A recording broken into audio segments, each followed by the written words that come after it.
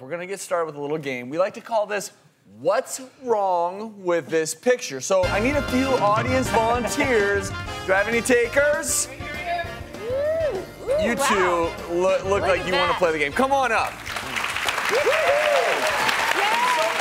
Come on over here next to me. All right. And what's your names? I'm Kelsey. Kelsey, nice to meet you. Dawn Marie. Dawn Marie. Yes. All right, so what we're gonna do, we're gonna show you a succession of pictures. Okay. A couple of them we've, quote unquote, doctored a little bit. We want you to tell us what's wrong with this picture. Take turns alternating what you think it may be. And it could be on the person, it could be on their skin and their hair, anything that you notice that's off in this picture. Okay. Go You want to go first? Yeah. Okay. I noticed the guy on the right, his skin is kind of oily. Yes. Yeah. It is oily. It is oily. I would say something with his eyes. The guy on the right, his eyes are a little slanted. Kelsey and Dawn Marie, I'm impressed because you did a great job of analyzing what's going on. And those are all accurate portrayals of what we see there. But there's one thing in particular that we wanted to highlight. And this is doctored, and so it may not be as obvious. But do you notice how the individual on the right has fairly yellow skin? Yes. That is not normal. Okay. And when I walk into a patient's room, if I notice that they have yellowing of the skin, one of my first concerns is something called jaundice. And what happens is when your red blood cells break down, something called bilirubin is formed. Okay. And it can actually, if too much of it builds up, it can make your skin look yellow. That's obviously not a good thing because it means something's going on. It could be that too many red blood cells are getting destroyed, but oftentimes it means there's a problem with your liver or gallbladder because that's how you get rid of and process your bilirubin. But jaundice is never normal in an adult. So if your skin suddenly starts to turn yellow, get it checked out. Are you ready for your second picture? I'm ready. Okay. The bruising. Oh, look at you guys. Bruising.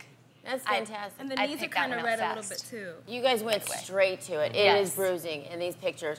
And basically, you know, bruises are caused by you get an injury to the little capillaries underneath your skin, or they're weak for whatever reason. Sometimes this can be anemia, which is one of the causes you would think of, but these are pretty big. So you might also think about clotting disorders, you know, other kinds of things that would affect the things that help your blood clot. And at least in a young patient like that, maybe medication she's taking, whether she's taking Absolutely. a lot Even of aspirin, as simple as aspirin. that's going to That's what I've affect heard. platelets. She's taking too much aspirin or like corticosteroids or things like that. So anytime you have unexplained bruising that just kind of comes up, then you have to kind of question if you don't remember, like you know, knocking into a table or something like that. It could be a sign of an underlying condition or of medications that you're taking that may be thinning your blood out too much. Right. So the first two pictures, you should probably go see a doctor, get blood tests, figure out if there's something underlying that problem. Are you all ready for number 3? Ready. Okay. Let's pull it up and see, what do you think this picture is telling you?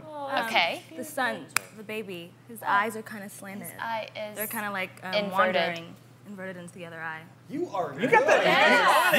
You haven't seen these before. Wow. This is great. Actually, as a pediatrician, we actually diagnose this from family pictures a lot. And we see, if you see the wandering eye or the cross eyes, we call this strabismus, and it's when both eyes aren't looking in the same direction. And it's important because the wandering eye is sending a different signal to the brain visually, and it will get ignored. And after a while, that eye just gets shut off from the brain and is essentially blind unless it's fixed. So that's why we need to address this pretty quickly in a child within, you know, certainly within the first year of life. Oftentimes just patching the good eye to let the weak eye build up its muscles, or sometimes special glasses can help. And if that doesn't do it, then a pretty simple surgery is the fix. You two are so perceptive. Thank you both so very Thank much. you. Kelsey and Dawn Marie, fabulous job.